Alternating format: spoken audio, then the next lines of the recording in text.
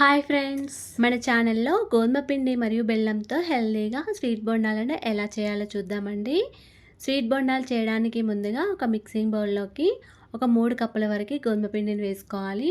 ఇప్పుడు ఒక చిన్న మిక్సీ జార్ తీసుకొని ఇందులోకి ఒక సగం వరకు కొబ్బరిని తీసుకొని ఇలా చిన్న ముక్కలుగా కట్ చేసుకొని మిక్సీ జార్లో వేసుకొని కొంచెం బరకగా గ్రైండ్ చేసుకోవాలండి. మరీ మెత్తగా కాకుండా కొంచెం బరకగా గ్రైండ్ చేసుకోవాలి. ఇలా కొబ్బరిని మొత్తం గోధుమ పిండిలోకి వేసుకోవాలి.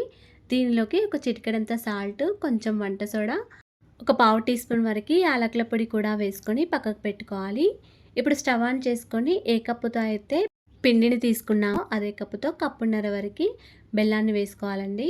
ఇప్పుడు దీనిలోకి ఒక 2 కప్పుల వరకు వాటర్ వేసుకొని బెల్లాన్ని పూర్తిగా కరిగించుకోవాలి.